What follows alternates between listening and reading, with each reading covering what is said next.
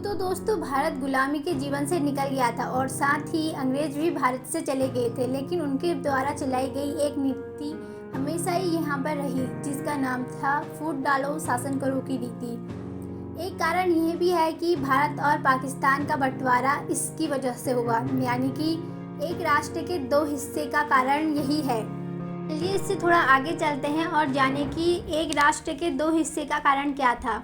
जब भारत आज़ाद हुआ उसके बाद भारत में एक बड़ी समस्या का आगमन होने वाला था, यानी कि एक राष्ट्र के दो हिस्से होने वाले थे, भारत और पाकिस्तान। जहाँ तक भारत और पाकिस्तान के बंटवारे की बात करें तो ये धर्म के आधार पर हुआ था, यानी कि हिंदू और मुस्लिम। दोस्तों इस बंटवारे में केवल हिंदू और मुस्लिम, यानी कि हिंदू और मुस्लिम के लोगों का बंटवारा नहीं हुआ था, इसमें कई सारी चीज़ों का बंटवारा हुआ था, जैसे कि सैन्य शक्ति, वाहन, फर्नीचर, कार्यालय, वे सभी वस्तु जो एक मानव के लिए आवश्यक थी, उन सभी का बंटवारा हुआ था। तो दोस्तों ये तो थी बंटवारा क्यों हुआ। अब जाने इससे थोड़ा आगे, यानी कि थोड़ा गहरा इसके इतिहास की तरफ।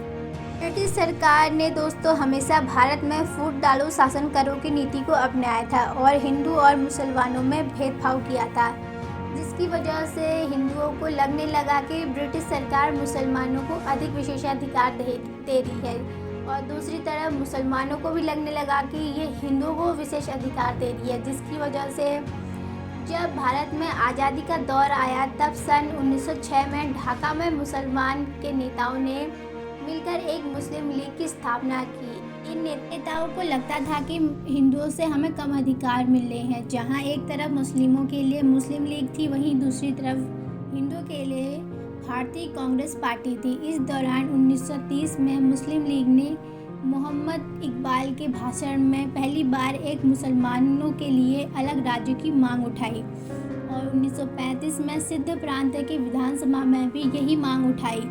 और इसके बाद 1940 में मुस्लिम लीग ने साफ तौर पर अपना मत रखते हुए कहा कि वह दो राष्ट्र चाहता है, यानी कि वह दो अलग अलग राष्ट्र चाहता है, जिसके बाद कई हिंदू नेताओं ने विरोध किया और एक राष्ट्र बनने के लिए मुस्लिम लीग ने अगस्त 1946 को कलकत्ता में दंगा करना आरंभ कर दिया। इसमें करीब 5000 लोगों की जान गई और महिलाओं के साथ बेहद दर्दनाक हादसे हुए। इस माहौल में नेताओं में दबाव बढ़ा और विभाजन की मांग को उन्होंने स्वीकार कर युद्ध को ख़त्म किया। विभाजन के बाद मुस्लिम भारत छोड़कर पाकिस्तान चले गए और भारत में हिंदू और सिख आ गए।